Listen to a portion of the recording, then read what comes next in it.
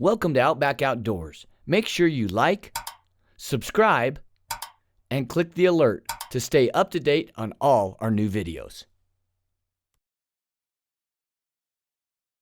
So there's hundreds of gadgets and gizmos out on the market.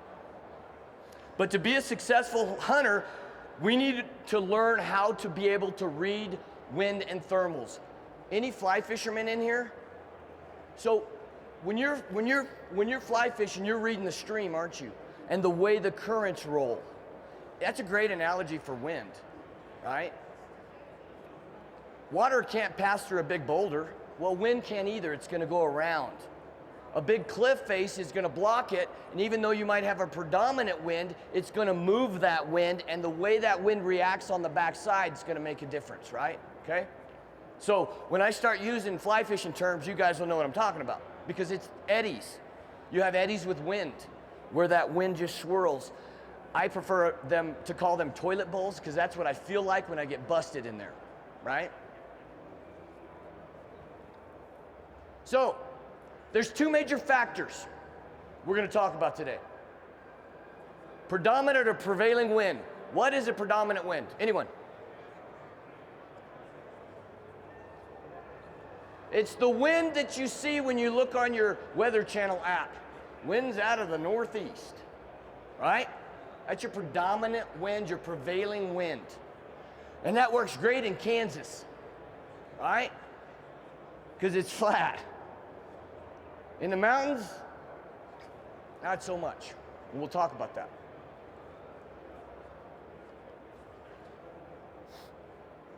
So I've pulled some screenshots from Onyx, which is, I use it a bunch because they have this 3D modeling. And you can see these mountains, okay? With these mountains, I'm going to suppose that we have a wind that's coming from the northwest. Do you see how that wind shifts as it goes through the valleys and the big draws? So that's my prevailing wind. It actually moves like the current in a stream, okay? Now if I lay over my elevation, you can see how steep some of that country is. Really steep, right?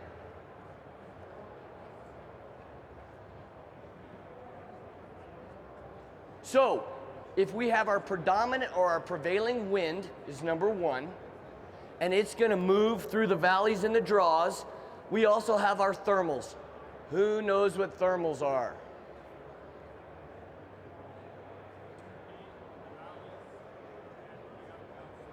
Right, right. It is the rising and falling of air particles. This is what, you would have probably got the elk decoy if you would have said this, because I basically looked it up in the dictionary. Because I know exactly, the way you explained it is the way I explained it, right? But this is exactly it. The rising and falling of air particles caused by the uneven, keyword uneven, heating of the Earth's surface from solar radiation. Big. Sounds pretty important, huh? All right. I'm sitting on a hill. Big draw. I'm glassing. I got elk down there. I'm up here.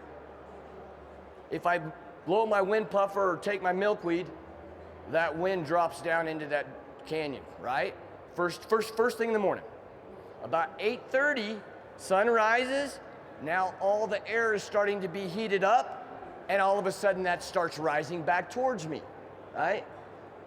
So you think, oh great, I wait till 8:30, 9 o'clock, I'll bail off into that herd of elk and kill me an elk.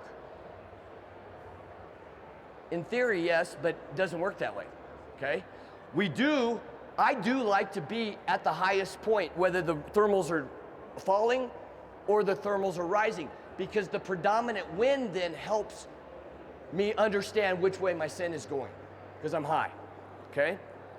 So what I'll do a lot of times is I'll glass from those locations as I get a sense of what the day brings, because you're going to find there's more factors than just the thermals, or more factors that affect the thermals than just the heating of the sun on the air. So there's a couple other factors. Sunny areas, i.e. you have dark timber and then you have a big open park, and the sun's hitting that. If you were to walk in the timber and hit your puffer, the wind's gonna be different than if you get out in that sun. Now it's gonna be going uphill. But then it hits a shady spot and it immediately goes down. So until you get a consistent consistent sun in the morning, you really have to be cautious about playing those thermals. Cloud cover. Who has been on a stalk and an afternoon storm roll in and all of a sudden the wind hits you in the back of the neck? And you were perfect. It just happens, okay? Areas around water, why? Why does that affect it? Because the water is cooler, you'll get some of that cooling off of the water, that can affect it. So that would be good if you're sitting on a wallow or a big pond and it's the first week of September and it's hotter than heck and you know those elk are gonna come drink. That's something to be aware of. Because they might pop over where your wind would have been perfect, but the moment you get there, now your wind has been sucked down because of the coolness of the surrounding area of the pond. Something to think about. Benches. We're gonna talk a lot about benches. Benches are ideal. Why are benches good for bucks and for bull elk? Who knows? They can see a lot of times. There's cover. They do love them. A lot of times there's thicker cover on some of those. Flatter areas to lie, let's be honest. It's kind of uncomfortable to take a nap on a slope like this. They can get in there and usually there's some cover. A lot of times there's thermal cover. Who knows what thermal cover is? Thermal cover is your conifers, your cedars, your pines. That's the cover that keeps animals cool in the heat and warm in the winter, okay? But it also is gonna affect the thermals. And then openings in the timber, like those parks, right? Trees and large rock outcroppings, big cliffs, those are gonna affect our thermals. So we're gonna look at all of those kind of in a little bit as to how we can utilize those. So going back to our example, here's the same. Now this is my early morning or evening thermals. You see how all of them are falling down. Okay? Does that make sense? Why? Because in the morning the air is it's cool from the evening and it's falling. And then as the sun rises, it warms that air up and that air starts to rise. Same thing, when the sun starts dropping, everything starts cooling, you can feel it, and that air starts falling again. If you can see the difference in the elevation. Daytime. So now this is, and I use 8:30, 9 o'clock, but don't set your watch on it and bail off in a draw. I'm just saying, when you have consistent sun, just because you're at the top and you have consistent sun doesn't mean you have consistent sun halfway down the draw. You need, if you're gonna move down there, make sure you're continually checking because you want those thermals rising. A good rule of thumb is hunt elk up in the morning and the evenings, hunt elk down during the day. Now, the best thing is to get on the same elevation with them. Because think about it, thermals, as long as my predominant wind is in my face, my elevation then doesn't matter. And I'll talk about that and benches here in a sec. So now, if we combine the combination of the prevailing wind and thermals determine the direction and action of the wind. That's important. It determines the action of the wind at a specific spot. Think of the way a river flows. You have a fork in the river with a big boulder. What happens behind that boulder? Or you get a big bend, you get that eddy on the outside, okay?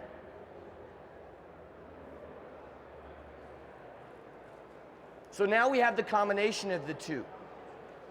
Where you see those meet, what do you think happens to the wind? Yep. Tumbles, swirls, all right? So a lot of people talk about, man, those high mountain winds, they get you every time. Well, they do. I would agree with that. But it's not like it's magic. there's a reason, right? So if we can understand the reason, then we can understand how to address that. I'm going to stress this more than once today. If the wind's not right, back out. You can fool their eyes, you can fool their ears, but you can't fool their nose, okay? All right, so during the daytime, we see it changes a little bit, right? With our elevation, you can see. During the daytime, where we had swirls, we might not have swirls, but now where we didn't have swirls, we might have swirls, right? Again, depending upon that change.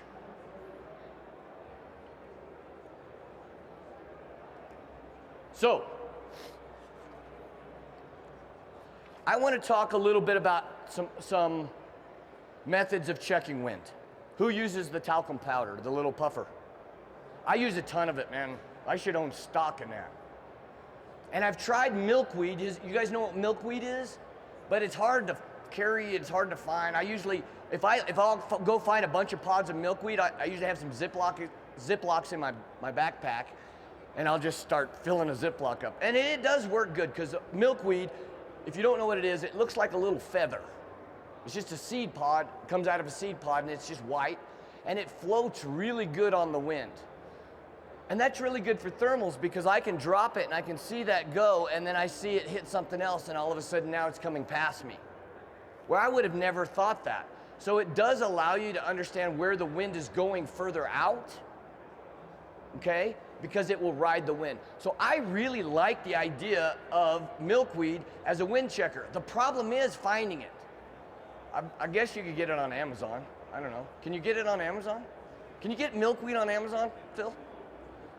Anyway, but if you find some pods, throw them in a Ziploc. They're pretty handy to have. But I use a lot of the talcum powder, and I'm also paying attention to what's happening in the sky. You know, I see an afternoon storm blowing in. I'm probably not going to go make that stalk until I can get a feel for, is it going to stay or is it going to blow through? Because I don't want to do all the work and get within bow range waiting for that buck or that bull to stand up or whatever, and then it get blown out because of this weather moving in. So that's something to pay attention to. Thanks for watching Outback Outdoors. We encourage you to comment below, and as always, like, subscribe, and click the alert to stay up to date on all our new videos.